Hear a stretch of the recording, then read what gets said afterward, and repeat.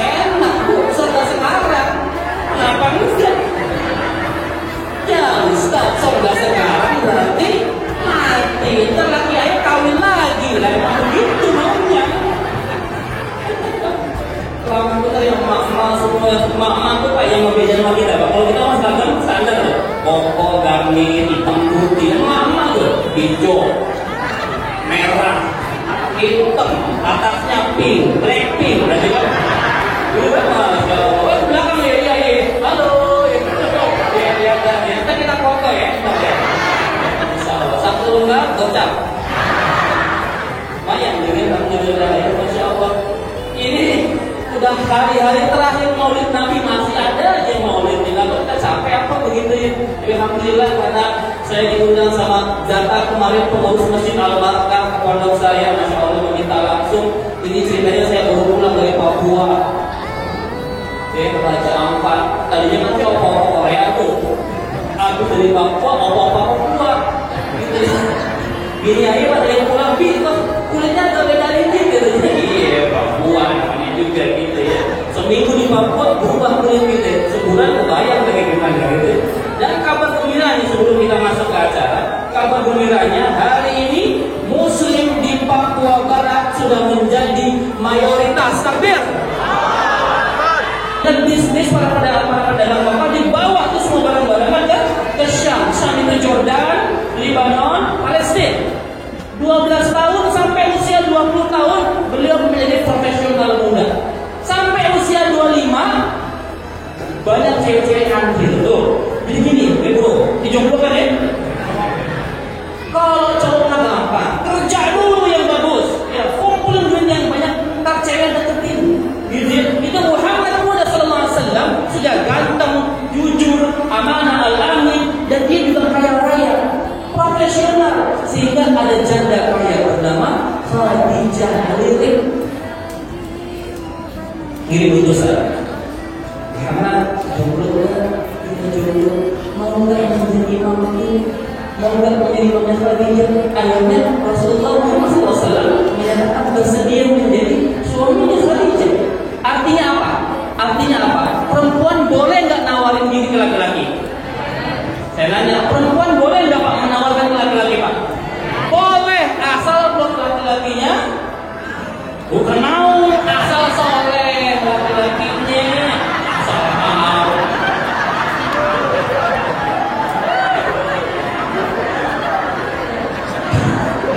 Perempuan boleh nawarin diri ke laki-laki untuk menjadi istrinya, untuk laki-laki yang soleh.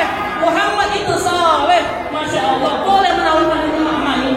Di sini imam kita siapa nih? Udah nikah belum kita? Lihat ada imam muda, hafal Quran, ya wajahnya ganteng kayak opa-opa Korea, bukan saya, bukan.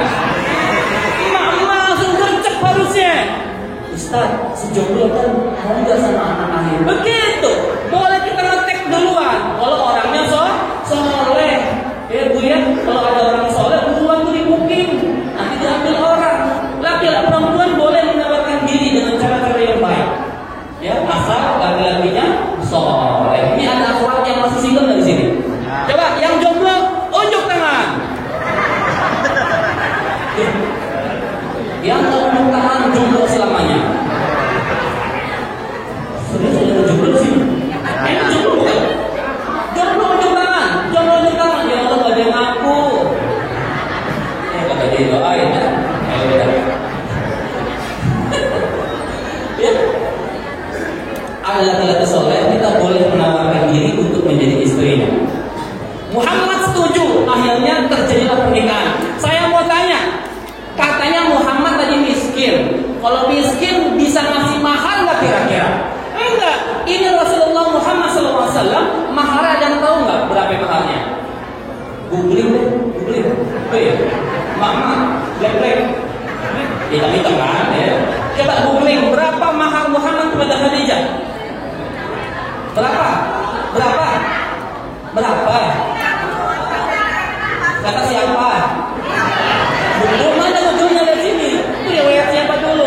Ya ikhtilaf ya Pak ya. ada yang bilang 20 bahkan sampai 100 ekor unta betina merah. Ya itu istilah, ada yang bilang 20, 30, 40 segala macam sampai ke 100. Kita ambil yang paling kecil aja ya, 20 ekor unta betina merah itu unta yang paling mahal. Ya, sini ada tukang unta nggak? Mana ada tukang sapi ini, tukang kambing. Ya. Unta itu harganya 30 sampai 50 juta, yang paling mahal 50 jutaan lah ya. Hitung 50 juta kali 20 berapa itu? Satu banyak jauh. Ini bos nyaman saya dulu Pak. Bini siapa sih? 1 miliar. Mas kawin Muhammad muda kepada Khadijah 1 miliar. Kira-kira kaya apa miskin kalau begitu? Kaya apa miskin? 1 miliar. Ini anak bojong gede. Kalau mahal 1 miliar agak ada yang kawin. Bro, ente mampu 1 miliar bro. 1 M. Duit semua mendaun. Muhammad itu mas kawinnya 1 miliar.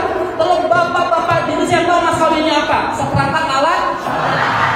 Coba. Maka, mau tersinggung, alhamdulillah tersinggung. Ibu di sini, siapa yang dulu mahar suaminya seperangkat alat kalau tunjuk tangan? Jujur. Semua kan, ya kan? Enggak ibu, apa mas kawinnya? Uang, alhamdulillah ya. Seperangkat alat sholat, boleh nggak? Boleh, asal itu perempuannya. Inilah enakan nikah sama orang bojong gede. Perempuan yang kona'ah dikasih seperangkat alat sholat mau ya? Boleh nggak? Boleh, kalau itu ya. Tapi ini saya kasih tahu nih, akhwat bojong gede, mahar itu adalah pengganti setengah hak warisnya perempuan. Ya Pak ya? Kan kalau laki-laki kan hak warisnya 1 ya, perempuan separuh tuh. Di mana separuhnya? Dari maharnya suami. Makanya mahar kalau bisa ada duitnya, ada nilainya, ada cuannya, ya supaya ada harganya. Nah kalau seperangkat alat sholat doang, yuk kita hitung sekarang nih. Mama mudah-mudahan siapkan kalkulatornya. Coba kira-kira kita ingat zaman dulu mama, seperangkat alat sholat apa isinya? 1. Mau kena dulu, ya kan? Berapa dari pasar? Hah? 200. Berapa kan? 25.000. Saya kali Pak. 200.000 ada nggak betul? Ada ya? Oke, 200.000 bungkus. Ya, habis mungkin apa? Sejadah. Sejadah berapa sejadah? Cepet bungkus 300. Quran dulu, Quran, mushaf berapa mushaf? Cepet dapat bungkus ya 400. Tasbih cek lah 5. Masuk 405.000. Apalagi dibungkus di parcel bukan ya? Itu bungkusnya 50.000 lah kita segala macam. 455.000. Mas kawin. Ya, nanti kalau pas lagi butuh istri minta mau dijual bang, boleh nggak mau jual? Silakan neng, dijual dengan second. Mahal berapa harganya? Itulah makanya perempuan kalau bisa dikasih mahal yang ada harganya. Boleh seperangkat alat sholat dan masjidnya. Mantap ya? Seperangkat alat sholat ada perhiasan, ya, perhiasan 1 kilo kan ya? Gitu ya? Supaya ada harganya kita ya para akhwat di sini. Artinya apa? Bahwa Anda itu mahal. Ini hadis sudah berarti berikan mahar yang terbaik untuk calon. Ya, ini cowok-cowok kerja kalau mau nikah ente kerja berikan mahar yang terbaik. Kalau kerja nggak gablek duit juga, emang orang kayak begitu membawanya potongan susah gitu ya. Baru berlaku hadis yang kedua. Apa kata Rasulullah? Para akhwat mudahkan dan murahkan. Kalau ente kerja nggak dapat duit, baru berlaku hadis yang kedua. Akhwat mudahkan murahkan. Yang penting anak kita cepat nikah bu. Hari begini bahaya, ibu bahaya bu. Ya, hari begini itu banyak pergaulan bebas kalau anak muda kita. Ibu, bapak dulu zaman kita pergaulan bebas apa namanya? Free sex, apalagi kumpul kebo, kasih dulu ya kumpul manusia paling kebo, gitu kan? Sekarang itu udah nggak ada lagi tuh, diganti sama istilah zaman now. namanya FWB. Apa? FWB, ada yang tahu nggak? Mama, FWB apa artinya? Ini loh kalian ini mengklasikan ini. FWB ada yang tahu artinya? Nggak tahu. Oh, googling maksud FWB itu apa ya? Wah, udah. FWB itu friend with benefit. Temenan tapi ada benefit keuntungannya. Apa itu keuntungannya? Boleh tidur bareng tanpa ikatan pernikahan. Alhamdulillah ya min. Itu lagi ramai sekarang. Makanya udahlah kalau anak-anak kita udah pada gede, udah kira-kira memang udah gak bisa penuh hasratnya, kawinin, nikahin. Ada 4 syaratnya. 4 syarat. Para camar nih kalau berdua, kalau mau nikahin anak kita 4 syaratnya. Kata Rasulullah, tunkahul mar'atu li arba'. Nikahilah perempuan karena 4 hal. Yang pertama, lima liha, karena hartanya boleh pakai. Rasul bilang boleh pakai 5 liha. Yang ketiga, yang kedua apa itu? Lihasabiha, karena keturunannya. Boleh menikah karena hasilnya. Bibit, bebek, bobot, anak kiai, anak ustaz, anak Jokowi misalkan boleh, nggak apa-apa. Presiden kan? Ya. Anak pengusaha silakan. Yang ketiga, li jamaliha, karena gantengnya, cantiknya. Boleh menikahi orang karena cantik dan gantengnya. Coba, dulu bapak ngelihat ibu mau nikah kenapa pak? Pertama gitu, memutuskan yang nikah kenapa? Jujur sama saya. Cantik ya, betul ya. Ibu-ibu menerima bapak karena apa? Yakin? Yakin?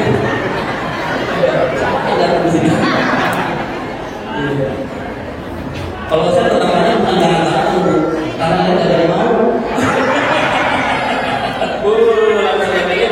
Li jamaliha, karena gantengnya, karena cantiknya boleh. Ya, laki-laki pertama melihat perempuan biasanya kan, karena cantiknya. Betul nggak bro? Ini jomblo-jomblo nih. Ente kalau melihat perempuan cantik apa coba kategorinya? Dilihat apanya dulu. Orang kita itu kan ukuran cantiknya standar kayak bintang film sinetron di TV kan. Kulitnya putih betul. Hidungnya mancung betul. Mancung keluar ya dari dalam ya. Lalu apalagi bodinya apa itu? Kayak gitar Spanyol. Wih, masya Allah. Rambutnya panjang, jalannya ngambang. Cakep, hantu. Gitu ya, standar cantiknya orang Indonesia. Ya, itu yang harus diperbaiki. Teman-teman semua, cantik itu gak harus kulitnya putih, hidungnya mancung. Cantik itu adalah hatinya sebenarnya. Karena kalau cantik cuma kayak body gitar Spanyol, antum nikah sama cewek seksi, body kayak gitar Spanyol, 3 bulan gak gitar Spanyol lagi, pas tebak. Iya kan? Iya kan? Hamil gede langsung kan. Makanya kalau orang nikah karena bodinya, body gak selamanya seksi. Karena mukanya ibu-ibu 50 tahun juga udah berubah kulitnya. Jangan 50 deh, 35 juga udah capek tuh mukanya. Ya kan? Kemarin saya lagi viral tuh ya, istrinya presiden Korea tahu ya? Tahu ya? Izin vertinya, wih, nenek 50 tahun masih kinclong orang Korea. Kerjaannya oplas. Begitu jangan orang pojok mah jangan dah, jangan dibagi jauh begitu ya. Begitu ya. Jadi kalau orang ini karena fisiknya, fisik itu akan berubah demi Allah. Itu kalau ini karena hatinya, karena iman itu cantik dari dalam diri. Gitu. Ibu-ibu kalau melihat artis di TV suka diri nggak? Enggak. Ibunya mau iri, bapaknya pengen. Saya nggak iri, iya lu nggak bisa masalahnya. Coba ada suami pernah ngomong gitu, Ma, di TV itu masya Allah cantik bener, artis hijrah ya Allah bening. Apa jawabannya? Biasa aja. Kalau bapak ngomong begitu, ibu jawab, Pak, itu artis, budget perawatannya itu juga nggak cukup. Begitu, ya kan? Makanya kalau bapak pengen istri kayak artis di TV, kinclong segala macam, modalin, ya kasih duit.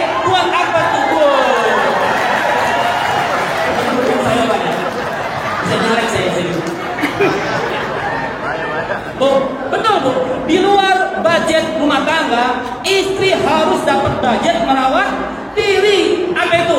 Biaya nyalon, salon ya.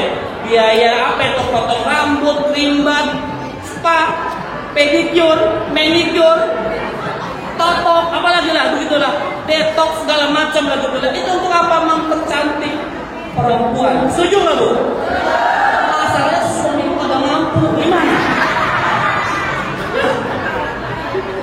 Pak, ini nanya, ini kan nggak jelas nih, tes. Ini sabotase dari bawah apa nih kayaknya?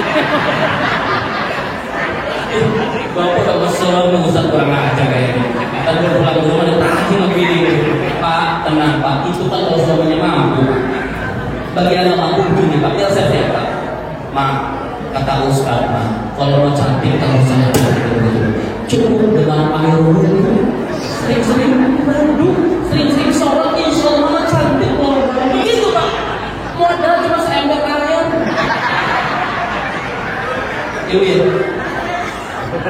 Ya pokoknya ada hal yang kewajiban. Ya kalau Bapak mau cantik dirawat dirinya gitu ya. Mobil aja dirawat Pak, masa gini kagak dirawat gitu ya. Ya kembali kepada Rasulullah SAW, beliau menikah dengan Khadijah. Ini saya mau tanya lagi nih. Rasulullah kira-kira poligami apa monogami? Yang kompak jawabnya. Poligami apa monogami? Serius nih. Poli apa mono? Mono. Oh mono. Rasulullah itu dua-duanya. Beliau bermonogami, beliau juga berpoligami. Beliau dengan Khadijah Kubra radhiyallahu anha, beliau bermonogami selama 25 tahun. Ketika Khadijah masih hidup, apakah Rasul menikah lagi? 25 tahun beliau setia menjadi seorang suami. Bahkan kepada ulama, cinta sejati Muhammad itu hanya kepada Khadijah. Cinta sejati laki-laki kepada perempuan hanya kepada Khadijah. Yang lain itu ada yang dengan wahyu, ada untuk mempersatukan dua kabilah, ada demi hukum dalam Al-Quran, hukum warisan dan sebagainya. Tapi cinta sejati Muhammad kepada perempuan hanya kepada Khadijah. 25 tahun bermonogami, berpoligami setelah Khadijah meninggal. Ibu-ibu, Pak, istri kedua Rasulullah siapa? Istri kedua Aisyah, bukan. Istri kedua siapa namanya? Saudah. Berapa umurnya? 65 tahun.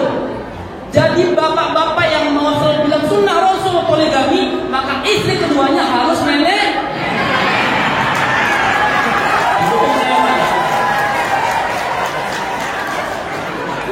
Ya enggak gitu juga sih. Kadang-kadang saya tuh kesana begini, ada orang mengatasnamakan sunnah Rasul demi memenuhi syahwatnya, begitu. Sedangkan sunnah Rasul itu Rasul menikah yang kedua, ketiga dan seterusnya itu banyak motivasi lain selain syahwat. Bahkan menikah yang kedua dengan janda perang Badar namanya Saudah 65 tahun. Besok bapak yang poligami cari janda di Bojonggede banyak Pak. Tanya Bapak Lurah, PRT, Pak Kades semuanya janda 60 tahun. Karena saya butuh gaya saya. Bapak nikahin itu sunnah beneran. Gitu ya. Boleh menikahi gadis, boleh, silakan semua boleh, tapi tolong menikah itu ibadah.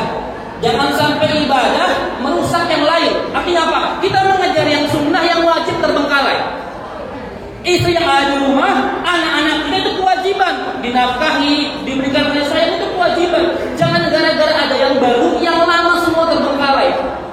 Ngambil yang sunnah, menelantarkan yang wajib, ini namanya mudharah. Hati-hati, menikah itu ibadah, jangan sampai gara-gara syahwat kita, ilmunya kurang, malah jadi hancur semua.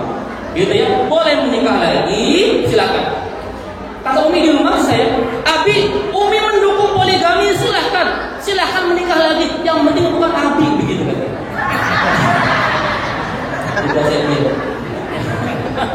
Gitu ya. Rasulullah bermonogami 25 tahun, berpoligami dengan banyak motivasi yang lain. Nah sekarang kita akan cerita bagaimana akhlak Rasul itu judul akhlak. Mana judul? Membaca akhlakul karimah. Oke. Nih karena kita ngomong suami istri, saya mau tanya. Ibu-ibu di rumah suaminya romantis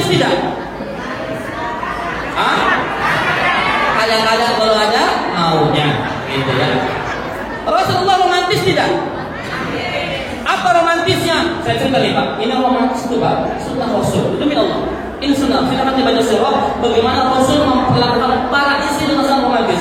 Aisyah radhiyallahu anha. Ini ceritanya saya dulu ya. Oke. Rasulullah SAW setiap beliau pulang dakwah selalu disediakan teh manis atau air manis ya. Bismillahirrahmanirrahim. Ini alasan saya buat minum sebenarnya. Rasul itu dapat teh manis Pak, air manis saya dulu ya namanya. Jadi nggak manis bukan benar. Rasul kalau minum selalu menyisakan seperempatnya atau setengahnya untuk Aisyah radhiyallahu anha. Nih minum setengah, sisanya dikasih buat bininya. Dan Aisyah radhiyallahu anha selalu meminum di lokasi bibir yang sama. Tuh, sunnahnya Bapak Ibu, kalau minum sama bini, bibirnya yang sama. Jomblo jangan dibayarin Mas. Jadi Rasul itu kalau di rumah tangganya nggak ada gelas mama, papa, ayah, bunda, nggak ada. Satu gelas berdua minum di lokasi bibir yang sama. Tuh, begitu. Itu sunnahnya. Setiap habis dakwah, habis subuh diberikan teh manis. Suatu ketika ceritanya begini, Rasul datang dari dakwahnya. Aisyah seperti biasa menyiapkan teh manis, tapi mungkin Aisyah sedang banyak masalah gitu ya. Salah masukin gula, yang dimasukin apa?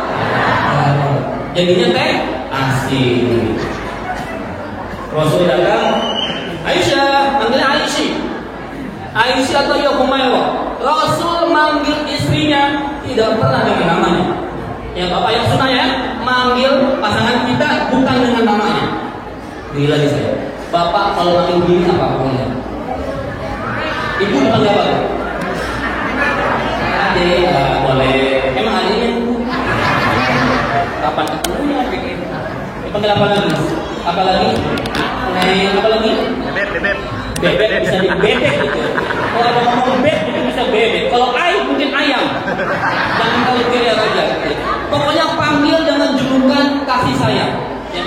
Rasulullah menggelari Aisyah radhiyallahu anha istri beliau dengan julukan Humairah. Ya, apa? Humairah yang pipinya kemerah-merahan. Ada apa itu? Ustaz, bini aye pipinya agak merah. Butek Ustaz, hitam Ustaz. Apa julukan yang tepat? Hajar Aswad.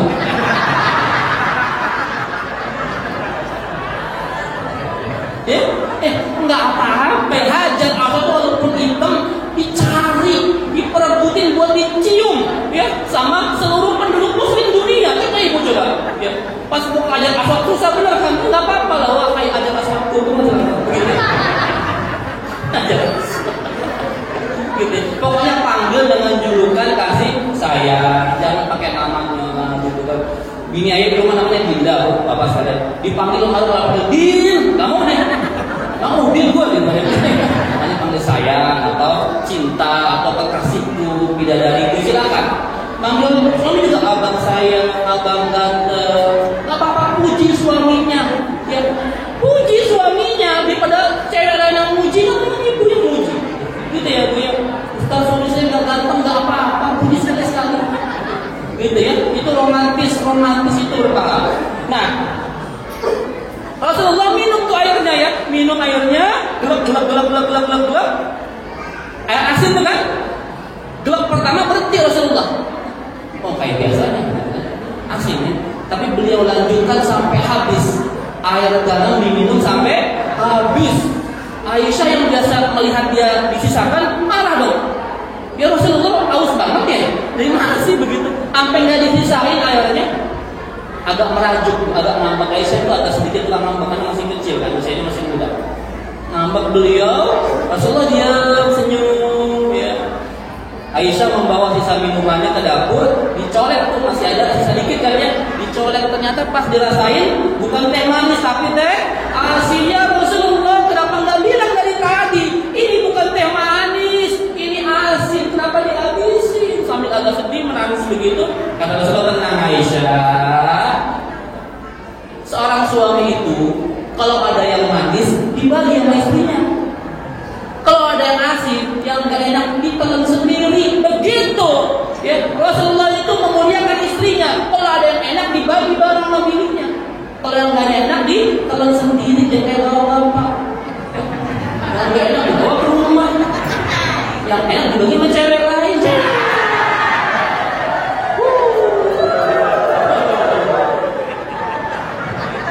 Entah gantian. Tapi pasti dibunyinya.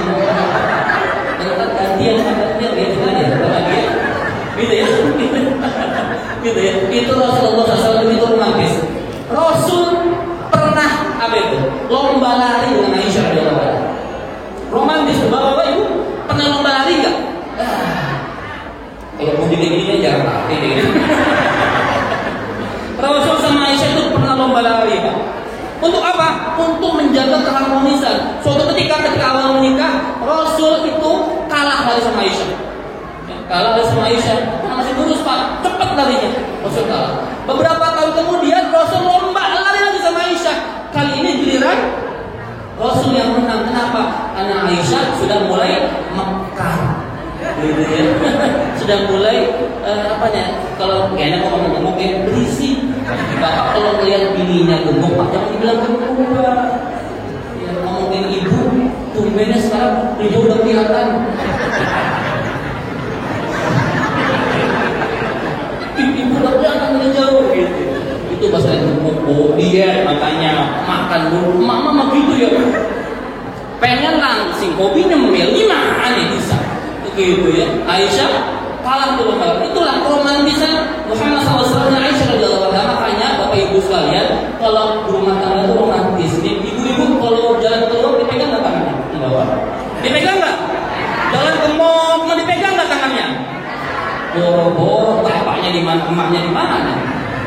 Bu, saran saya Bu, biasa Bapak kalau ke mall Pak pegang tangan istrinya. Pegang dengan erat, genggam. Pahala satu, yang kedua Bapak aman kantongnya.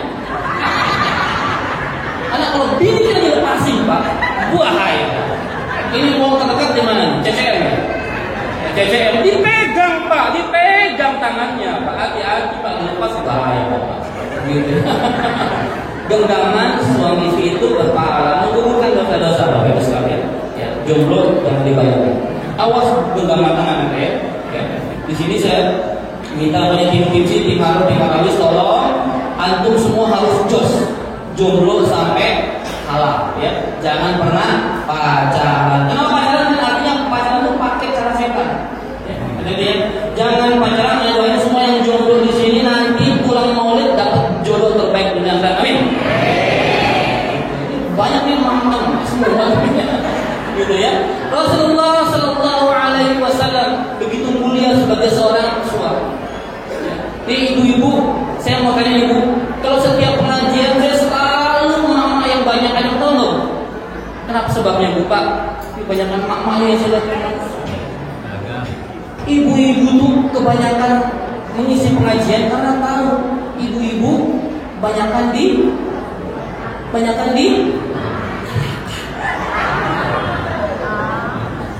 nih,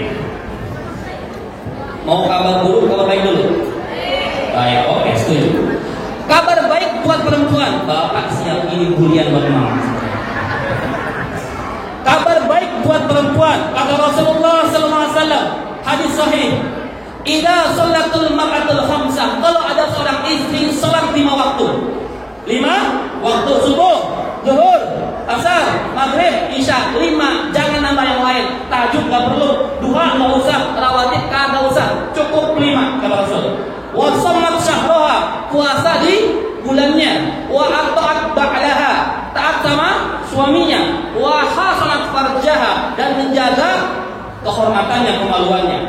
Salat, puasa Ramadan, taat suami, jaga kehormatan. Apa kata Rasul? Dakhalat min ay abwabil jannati sa'at. Maka masuklah ke pintu surga manapun yang kalian kehendaki. Perempuan masuk surganya gampang. Salat, puasa, taat suami, jaga kehormatan. Masuk surga bebas. Pintu salat silakan, pintu sedekah silakan, haji umroh silakan. Monggo perempuan masuk surga. Gampang surganya. Kalau kita cowok-cowok ribet Pak. Nanggung diri sendiri belum tentu kelar ya. Ya, belum tentu selamat kita. nanggung siapa lagi? Bini kita, anak-anak kita, Bu. Makanya kalau ibu berdosa, bapak atau Tuhan, Bu, kasihan Bu. Ibu kalau dosa mikir, suami ibu nanggung. Kalau bapak dosa, ibu nggak kebagian, enak kan? Nih bapak berdosa suami, ibu nggak kebagian. Istri berbuat dosa, bapak kena. Beda sama cowok. Cowok itu ada ribet surganya. Perempuan surganya gampang. Itu kabar baik. Ada baik, ada buruk. Kabar buruknya, maaf sekalian. Ketika Rasulullah SAW Mi'raj, ya, Isra Mi'raj, ya, beliau naik ke atas dengan Jibril alaihissalam, diperlihatkan sebelah kanan beliau ada surga, sebelah kiri beliau ada neraka, dan dilihat sebagian besar penghuni neraka adalah.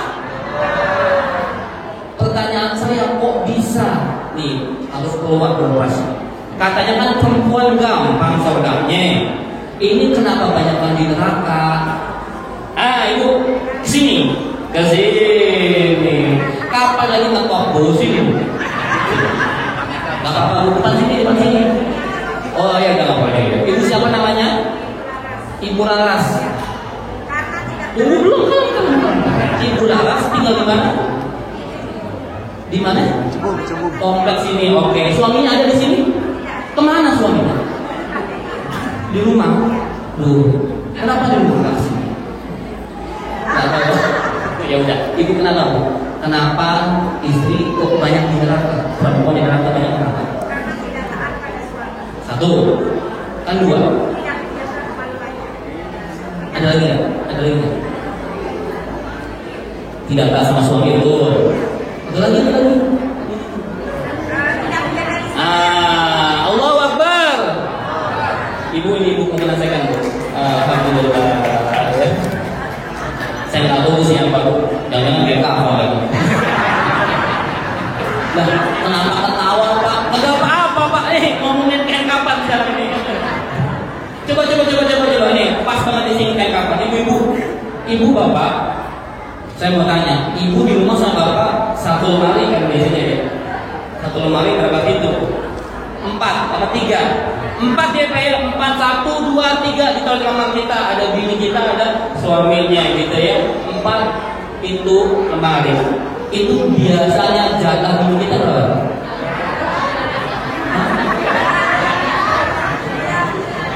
3,5.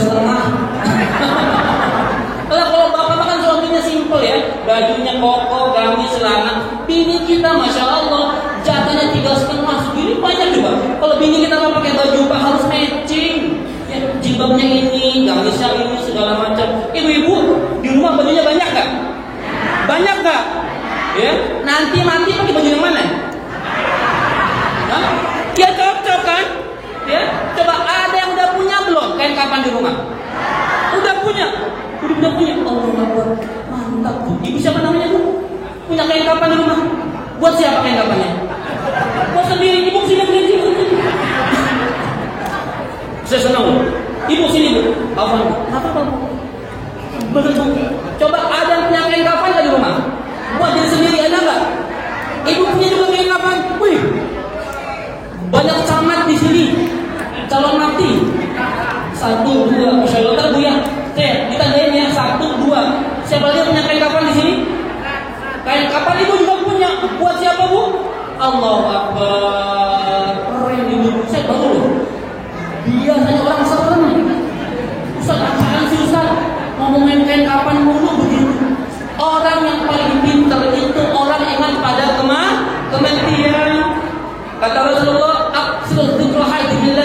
perbanyak engkau melihat, mengingat, pemutus kelezatan dunia, yakni maut, yaitu kematian. Makanya orang yang udah menyiapkan kematiannya itu orang yang pintar. Keren Bu, ya. Kain kapan? Bapak-bapak ada enggak? Ini keren loh. Ibu-ibu punya kain kapan di rumahnya? Betul Bu. Nanti itu yang dipakai. Baju ibu yang kotak-kotak, kembang-kembang, polkadot, warna-warni, nggak ada gunanya. Yang dipakai warna apa? Warna putih. Ada gitu pocong kembang-kembang, pocong kotak-kotak, pocong polkadot. Serem enggak? kok begitu. Kalau lagi batik serem gitu ya. Betul ya Bu ya? Pak, sering-sering dapat tentang kain kafan Pak. Saya punya teman Pak, Masya Allah. Seorang ustaz juga cerita, Ustaz, saya pernah ketemu dengan seorang syekh di luar negeri. Syekh itu, kata beliau, memakai imamah. Apa itu? Udah ya. Imamahnya warnanya bukan putih, agak kuning. Sebenarnya warnanya putih, tapi karena udah kelamaan dipakai jadi warnanya kuning. Ditanya, ya Syekh, itu imamah sudah berubah warna, kenapa diganti? Ini sebenarnya bukan imamah saya, ini kain kafan saya yang saya lilitkan di kepala saya. Nanti kalau saya mati, orang nggak perlu repot. Ini sudah ada kain kafan yang siap untuk membungkus jenazah saya. Dan ini sudah saya persiapkan sejak 30 tahun yang lalu. Ya Bu ya, ibu yang punya kain kafan, angkat Bu, besok dibawa pengajian. Ini kain kafan saya. Gitu ya. Itu kembali ke kain kafan ya. Jadi semoga kita menjadi orang-orang yang cerdas ya, yang banyak mengingat kematian. Oke, kembali kepada perempuan kenapa dia jadi neraka. Yang pertama betul tadi, taat sama suami. Yang kedua, tidak bisa menjaga lisannya. Kenapa enggak taat sama suami perempuan? Kenapa? Karena yang dilihat selalu kesalahan suaminya. Satu salahnya hilang semua jasanya. Betul Pak? Itu istri kita kadang-kadang. Suami udah kerja tiap hari, banting tulang, peras keringat, pas salah sekali hilang semua jasanya. Apalagi bini kita itu Pak, ahli sejarah Pak. Tahu ahli sejarah? Cowok nih, laki-laki punya salah 11 tahun yang lalu. 11 tahun, 6 bulan, 3 hari yang lalu. Bini kita ingat Pak. Ayah, dulu ingat kan? Dulu 11 tahun yang lalu ayah pernah begini. Emang pernah ya? Nah, kita kan juga ingat. Itulah ya, perempuan tuh gara-gara satu kesalahan lupa semua kebaikan suaminya. Makanya banyak perempuan di neraka, kufur iman sama suaminya. Ibu pokoknya pulang dari pengajian ini cium tangan suaminya. Abang, saya minta maaf, mulai sekarang saya akan taat sama abang. Abang mau apa aja, ayah kasih. Gitu ya. Kecuali kawin lagi. Gitu. Ya. Yang kedua, tidak bisa menjaga lisannya. Banyak perempuan di neraka karena tidak bisa menjaga lisannya. Hati-hati. Rasulullah SAW ini alaqul karimah. Ada 4 sunnah yang paling utama kata Rasulullah SAW. Ini berhubungan sama dengan apa? Yang pertama, man kana yu'minu billahi wal yawmil akhir kata Rasul.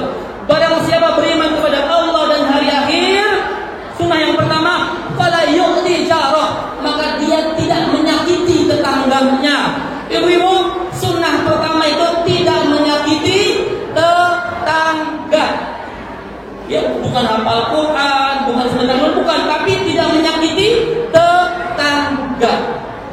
Ya, ibu cek sama tetangga kanan, kiri, depan, belakang, ada nggak terzolimi sama ibu? Sampai kata Rasulullah, wahai mama, kalau masak banyakin.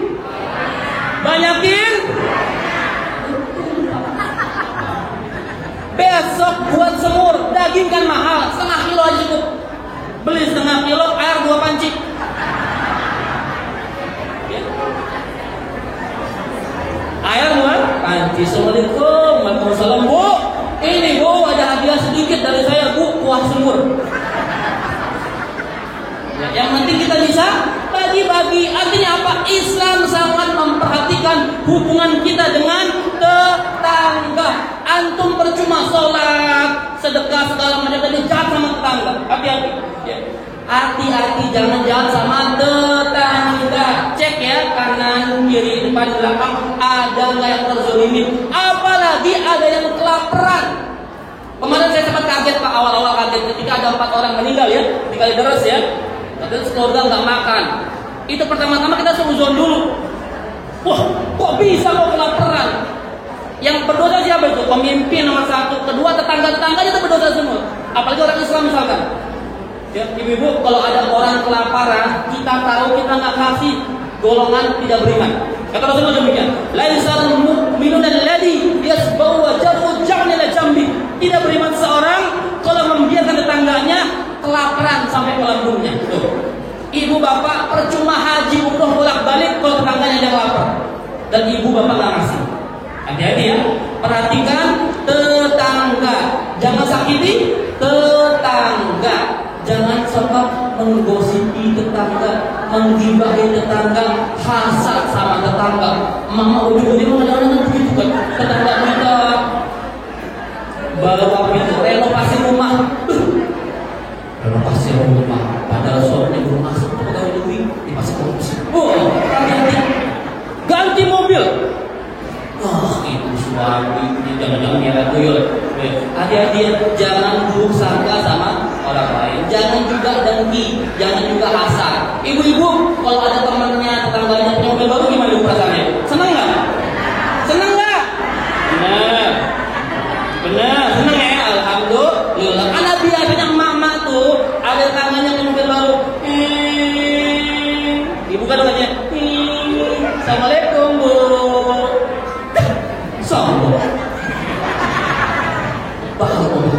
Sombong. Tadi jawab jutek amat sih. Ya udah perginya. Besoknya karena hari pertama nggak dijawab tegurannya, dia lewat aja kan, ngapain gua negor lagi kan? Kata ibu bang, sombong. Punya mobil baru kan negor-negor. Serba salah. Makanya besok ibu kalau punya tetangga baru, punya mobil baru, makanya happy. Ibu mobilnya baru ini, masya Allah bu, bagus banget. Ayo boleh kalian numpang atau bu? Kalau bakal pengajian, kan enak bu. Orang yang punya mobil kita itu ngerasain. Namanya SMS. Apa itu? Senang melihat orang senang. Jangan susah melihat orang senang, senang melihat orang susah. Itu namanya hasad. Hati-hati ya dengki. Dengki itu menjurus kebaikan kita Pak. Nanti bu di yaumil mizan ada orang rajin ibadah bu, tapi amalnya habis. Apa gara-garanya dia punya dengki? Iyyakum wal hasada kata Rasulullah. Jauhilah dengki.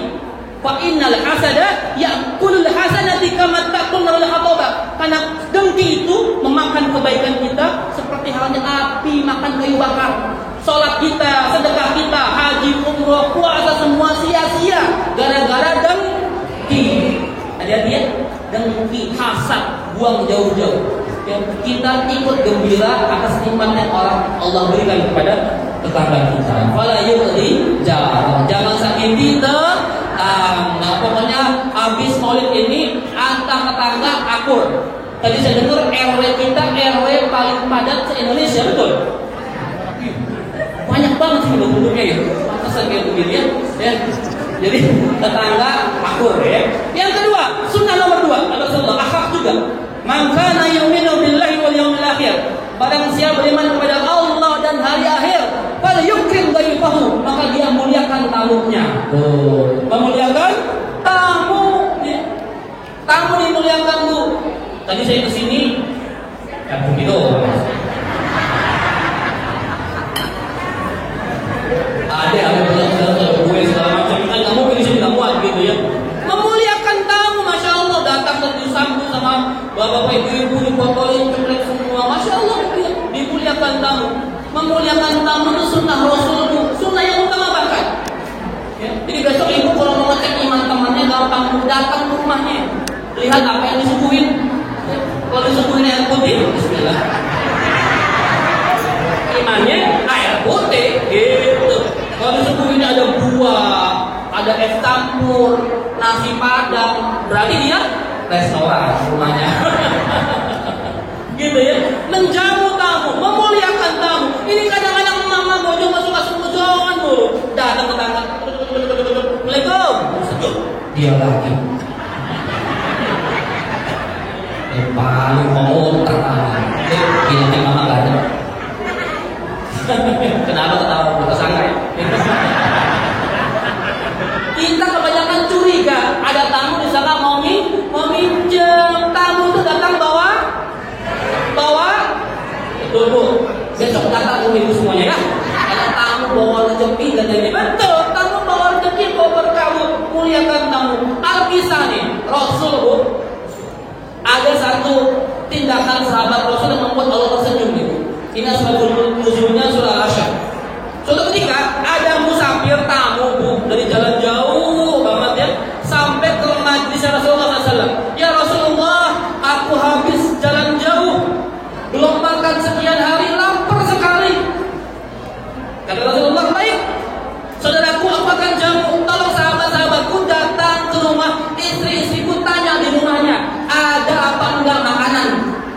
menjamu tamu kita ini. Keliling sahabat kepada rumahnya Sayyidina Rasulullah, gak ada satupun rumah istri Rasul yang ada makanannya, Pak. Istri Rasul rumah gak ada makanan, coba ya. Allah Akbar. Ya. Akhirnya kata Rasulullah, wahai sahabatku, karena di rumah istri-istriku gak ada makanan, siapa di antara kalian yang mau menjamu tamuku ini?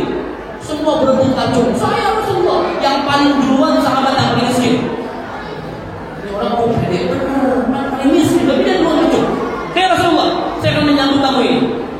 Akhirnya kan yang acung duluan dibawa nih sang tamu sama sahabat Rasul yang paling miskin. Allah Akbar. Sampai ke rumahnya, Fulan, tolong stop di sini dulu, saya masuk ke dalam. Istriku, kita punya persediaan makan apa hari ini? Ada tinggal satu porsi suamiku. Ini pun untuk anak kita. Anak kita rewel dan tidak bisa tidur karena kelaparan minumnya.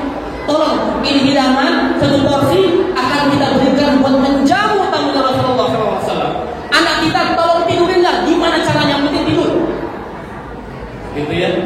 Akhirnya anaknya tidur juga. Jadi itu satu porsi makanan, tapi sayangnya cuma satu porsi. Sedangkan penghuni rumahnya ada suami sama istrinya. Kira-kira ibu-ibu kalau tamu di rumah orang, makanan cuma satu, tuan rumah gak makan, enak gak kira-kira?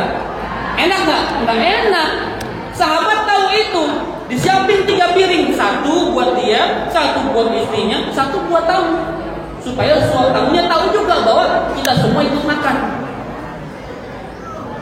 Kalau cuma satu porsi, gimana caranya? Nah, dia nggak bisa nakal. Dia pura-pura naik ke atas, benerin lampu tempel gitu ya, kayak petromak gitu, dibenerin. Pura-pura jatuh, gelap semuanya. Alhamdulillah gelap semuanya. Akhirnya cukup satu porsi, dia simpan ke piring tamunya. Sedangkan sang sahabat dan istrinya itu piring kosong. Tafadhol, silakan dimakan. Fulan, silakan dimakan. Syekh, silakan dimakan. Dimakan, ngunyah. Sang suami sama istri pun ikut ngunyah. Pura-pura ngunyah. Biar sama-sama ngunyah, biar enak tamunya. Dong masa makan sendirian kan gak enak. Sang tamu alhamdulillah, jazakumullah khair, terima kasih, kenyang. Sang tamu kenyang, sang suami dan istri pun kenyang, makan angin. Iya kan? Pulang akhirnya Jibril datang kepada Rasulullah, ya Rasulullah, Allah tadi malam tersenyum melihat kelakuan umatmu. Allah tersenyum gara-gara ada sahabat saking pengen memuliakan tamunya sampai bohong kayak begitu. Ya, artinya apa? Memuliakan tamu itu sunnah yang mulia. Jadi besok ada tamu subuhin dulu. Muliakan tamu itu sunnah Rasulullah Sallallahu Alaihi Wasallam. Jadi yang pertama tidak menyakiti tetangga. Yang kedua memuliakan tamu. Yang ketiga sunnah apa? Man kana yu'minu billahi wal yawmil akhir falyasil rahimahu. Menyambung tali silaturahim. Mereka begini ngumpul bu, jangan pada berantem. Mau 2024 nih bu, pemilihan umum biasanya beda-beda pilihan parpolnya, pilihan capresnya, jangan berantem. Kemarin saya jadi Berau Pak, Berau itu kaltinya bupatinya ngomong sama saya, Ustaz, di Berau ini ada pemilihan bupati, kata dia begitu. Suami sama istri beda pilihannya. Suaminya ini nomor 1, istrinya nomor 2, akhirnya bercerai. Ya, gara-gara beda pilihan bupati. Dulu Pilpres 2019 ada kejadian juga. Ada orang bercerai gara-gara harus memilih satu Pak Jokowi, yang kedua milih 2 Pak Prabowo. Bercerai gara-gara beda pilihan. Setiap melihat bininya, melihat pasangan saingannya, aja ya. Lama-lama dia enak pisah toyolnya. Ya, dia bercerai gara-gara beda pilihan. Suami sudah bercerai, capresnya malah nikah rujuk dia. Gitu ya, kasihan deh, jangan buat hati-hatian dia. Jangan gampang pisah gara-gara beda pilihan. Termasuk jamaah masjid. Ya, beda pilihan politik, capres, parpol, jangan berpisah. Termasuk diantaranya juga kalau beda-beda cara fikih kita. Gitu. Saya tahu lah, di masjid ada yang mau maulid, ada yang enggak. Gitu ya. Ada yang kunut, ada yang enggak. Betul. Ya, di sini kunut enggak di sini? Kunut. Di tempat lain enggak kunut, enggak apa-apa. Kita semua bebas menentukan pilihan selama itu masalahnya furu'iyah, cabang. Ya, ibu jangan berantem juga. Ada teman yang ngaji sama ini begini-begini, jangan berantem. Dan jangan dan merasa kita paling benar. Oh, ini sesat, ini nggak boleh.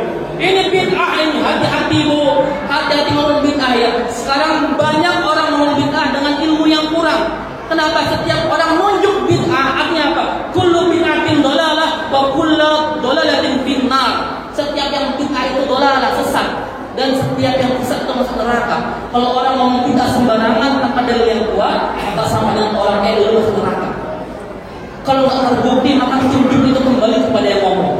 Jadi itu ya, jangan gara-gara berbeda masalah kunut nggak kunut, maulid nggak maulid, bismillah disirkan kejahatannya, jangan berpecah belah. Juga nanti tahun politik jangan berpecah belah. Sambung tali silaturahim. Umat Islam bersatu tidak dapat dikalahkan. Takbir. Ya, bersatu ya ukhuwah Islam. Yang keempat terakhir dari saya, pas. Man kana yu'minu billahi wal yaumil akhir, barang siapa beriman kepada Allah dan hari akhir, maka dia falyaqul khairan aw liyasmut, maka ngomongnya yang baik-baik aja atau diam. Jadi ngomong baik itu sunnah Rasul. Kalau nggak bisa ngomong baik, diam. Ini marah-marah gini. Yang doyan ngomong siapa? Emang betul kata para ahli, laki-laki itu sehari semalam ngomongnya berapa? 6.000 sampai 7.000 suku kata sehari semalam. Bini kita berapa Pak? 20.000 suku kata sehari semalam. Jadi wajar kalau Bapak ngomong ma satu kata kan, satu kata. Ngomong apa di bini kita Pak? Panjang kayak kereta. Memang begitulah perempuan. Makanya dia banyak perempuan masuk neraka gara-gara nggak bisa jaga lisannya. Ibu yang kontrol lisannya. Hati-hati dengan bahaya ghibah. Apa itu? Ghibah. Ghibah itu apa? Ghibah itu apa? Gosip, ngomongin kejelekan orang. Sahabat bertanya, Rasul bertanya sahabat, wahai sahabatku, kalian tahu nggak ghibah itu apa? Kata Rasulullah. Kata para sahabat, Allahu wa Rasuluhu a'lam. Allah dan Rasulnya lebih tahu. Ghibah itu engkau membicarakan sesuatu yang ada pada saudaramu dan dia tidak suka. Kata para sahabat, ya Rasulullah, kalau yang kalian bicarakan kebenaran gimana? Kalau yang kalian bicarakan kebenaran, kalian telah menggibahinya. Kalau yang kalian bicarakan dusta alias hoax, maka kalian telah memfitnahnya. Hati-hati dengan ghibah. Sampai kata Allah ya Tuhanku, ayuhibbu ahadukum ayyakula lahma akhihi maitan faqaditumu. Wahai yang suka menggibah, sukakah kalian memakan daging bangkai saudara kalian sendiri? Pasti kalian akan jijik karena ya, orang yang suka menggibah ibaratkan makan daging bangkai. Ibu-ibu, saya mau tanya, siapa di sini yang masih doyan nonton infotainment? Infotainment hukumnya apa? Hukumnya apa? Boleh, betul. Bisa haram, bisa halal. Haram ketika dibicarakan gosip keburukan artis, haram ya Pak. Namun kalau dibicarakan kebaikan silahkan. Ya. Hati-hati dengan ghibah. Ghibah itu ringan diucapkan, besar dosanya. Ghibah. Walaupun ibu kalau ngomong gitu, jangan. Ini saya nggak mau ngomongin orang. Ini nggak mau ngomongin orang. Itu ya tuh, si ibu itu masa sih? Nah, walaupun pakai prolog nggak mau ngomongin orang, tetap namanya ngomongin orang. Oke, itu ghibah, dosa besar. Makanya ibu jaga lisannya. Kita ulangi. Sunnah 4. Yang pertama, jangan sakiti tetangga. Yang kedua, muliakan. Yang ketiga, sambung silaturahim. Yang keempat, berkata baik atau insya Allah yang itu bekalnya 4 sunnah Rasul dalam hubungan kemasyarakatan kita. Islam ini agama sosial Bu. Kita nggak cukup sholat demi Allah. Ibadah kita tidak bisa membawa kita ke surga kecuali ridha Allah Subhanahu wa taala. Ada seorang sahabat ngadu, ya Rasulullah, ada apa? Aku punya tetangga mama lagi nih. Ya. Rajin ibadah, rajin sholat, rajin ngaji, rajin segala macam dah. Terus tapi dia jahat anak kucing. Gimana hukumnya Rasulullah? Kata Rasulullah, la khayra fiha wa hiya finnar. Tidak ada kebaikan sama perempuan ibu-ibu ibadahnya sia-sia gara-gara jahat sama kucing. Jahat anak kucing bisa aja bisa membawa ke neraka, apalagi jahat sama hati-hati. Ibadah kita nggak cukup, ya. Yang penting kita harus baik sama tetangga, sama sekitarnya supaya orang mendoakan kita. Ibu-ibu, kira-kira pertanyaan saya, ibu-ibu, tetangga ibu ridho nggak sama ibu? Ridho nggak? Ya, dicek bu. Telepon atau di japri atau bu, ridho nggak sama saya bu? Saya butuh hidup tangga supaya apa? Masuk ke surga bu. Apalagi ridho suami ini. Ibu-ibu saya tanya, ibu-ibu kalau meninggal suami ridho nggak bu? Nih hadisnya sahih bu. Ayyum mamratin matat wa zawjuha anha radin dakhalatil jannah. Kalau ada perempuan istri meninggal dunia, suaminya ridho masuk surga. Ibu tanya ke suami, abang ridho nggak sama saya? Itu penting bu. Status ridho suami itu surga buat istri. Coba bapak, kalau istri anda meninggal dulu, ridho bapak? Ibu jangan jawab, ibu jangan saya. Coba bapak, tolong saya minta jawab yang tegas sebagai laki-laki pak. Bapak, kalau bini bapak meninggal di rumah hari ini, bapak ridho nggak? Ridho nggak? Ridho dalam hati mak. Yes. Ustaz, bukan ridho lagi Ustaz. Alhamdulillah, ini yang saya tunggu-tunggu. Bukan gitu ya. Ridho artinya apa? Bapak ridho sama ibu sudah melayani bapak, menjaga keluarga, menjaga harta, merawat anak-anak. Ridho, ya Allah masukkan dia ke surga karena pengabdian sebagai istri. Dengan ridho kayak begitu, ibu Allah surga, langsung ke surga. Ya, jadi perempuan tuh gampang cari ridhonya suami, gitu ya. Jadi pulang dari sini pengajian bu tadi tadi plus satu ya, pokoknya berubah, minta maaf sama suami, cium tangan suaminya pokoknya. Bang, ayah minta maaf, gitu ya. Bapak, saya mau tanya pak, kira-kira kalau bapak lagi berantem sama istri, pernah nggak berantem pak? Pernah nggak berantem? Sering. Kalau berantem nih resep sederhana. Rasul kalau sedang ada selek sama Aisyah, Rasul yang ngalah. Ya, resep rumah tangga sakinah itu kalau ada masalah laki perempuan, suami istri, yang ngalah siapa? Yang ngalah siapa? Yang ngalah suami, karena perempuan selalu. Gitu. Coba praktekin. Suami sama istri sedang berantem. Yang salah itu papa, enggak mama. Papa, mama, enggak papa, mama, papa sampai pagi gitu. Mama, terus sampai pagi. Kagak ada yang ngalah tanya. Akhirnya ujung-ujungnya pisah. Tapi coba besok. Yang salah papa enggak, mama, papa enggak. Akhirnya yaudah deh, papa yang salah deh. Mama minta maaf ya, maafin ya. Enggak mau, papa enggak salah. Mama yang salah. Begitu Pak bini kita apa? Cuma mengalah dikit, enggak apa-apa. Kita ini Pak mengalah untuk menang. Laki-laki begitu Pak, kita ini low profile, Pak, high profit. Gitu ya Pak. Kita mah santai Pak, gitu ya. Jadi memang kayak begitu perlu komunikasi, ya. Perlu komunikasi yang baik dengan suami istri. Kalau dua-duanya nggak ngalah itu selesai Pak. Lagi berantem dua-duanya nggak ada yang ngalah Pak, itu biarnya bubar. Saya pernah saya punya sebuah pengajian spesialis curhat rumah tangga Pak. Sebagian besar pasangan yang pisah itu apa alasannya? Kami sudah tidak secara mesra, sudah tidak sama visi dan misinya. Saya bilang emang parpol, visi misi segala macam.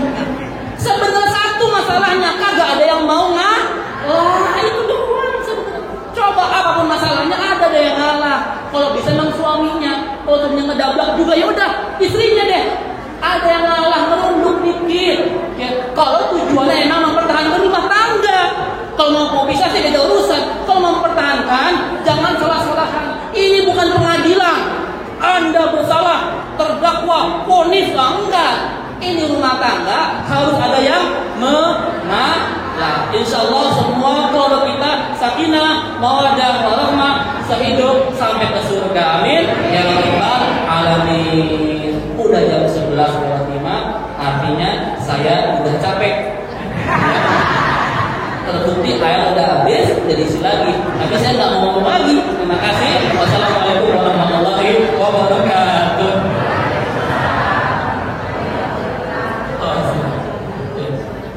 Langsung doa. Ada sesi foto nggak di sini?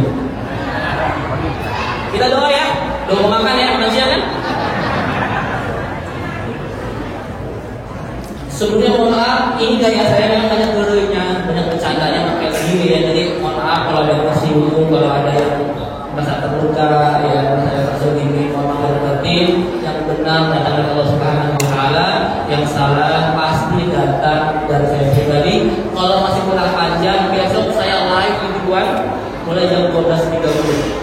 Ya, saya sudah 2 kali di Damai Indonesia Berkehidupan. Insya Allah besok ya jam 12.30 saya live akan membahas tema keluarga cocok. Judulnya keluarga sebagai dasar pendidikan akhlak anak-anak. Ya, silakan jam 12.30. Baik, baru sekalian jemaah sekalian, kita akhiri pertemuan kita dengan berdoa kepada Allah Subhanahu Wa Taala. Tundukkan hati kita, kepala kita akan kedua belah kanan kita. Allahumma shalli ala sayyidina Muhammad fil awwalin wal akhirin. Afdhalus sahabati Rasulillah ajma'in walhamdulillahi rabbil alamin. Bismillahirrahmanirrahim. Alhamdulillahi rabbil alamin hamdan yuwafi ni'amahu wa yukafi mazidah.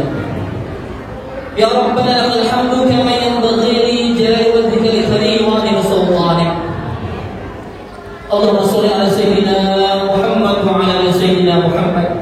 Salatan tunajjina biha min jami'il ahwali wal afat wa taqdinana biha min jami'il hajat wa tutahhiruna biha min jami'is sayyi'at wa tarfa'una biha indaka 'ala ad-darajat wa tuballighuna biha aqsal ghayat min jami'il khairati fil hayati wa ba'da al-mamat. Ya qadiyal hajat innaka 'ala kulli shay'in qadir. Ya Allah, ya Tuhan kami, ampunlah dosa-dosa kami ya Allah.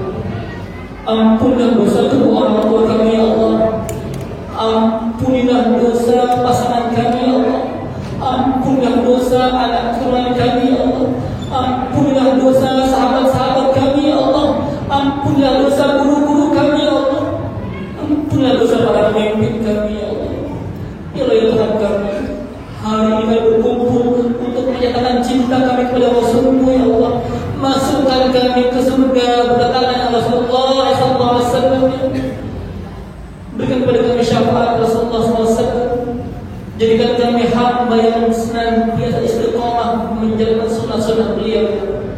Ya Allah, Tuhan kami, jadikan keluarga kami keluarga yang sakinah, mawaddah warahmah, hidup surga.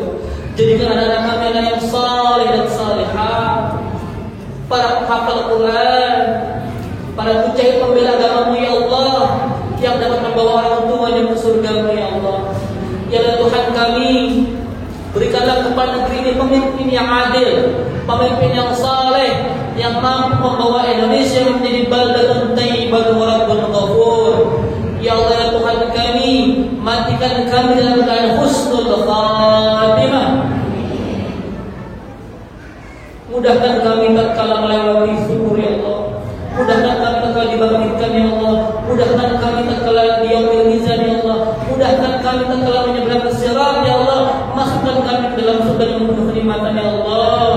Ya Allah, ya Tuhan kami, kabulkanlah doa-doa kami. Rabbana atina fid dunya hasanah wa fil akhirati hasanah wa qina adzabannar. Bi fadlika subhana rabbika rabbil izzati amma yasifun. Wassalamun 'alal mursalin walhamdulillahi rabbil alamin. Mari sama-sama kita menutup dengan doa berdoa.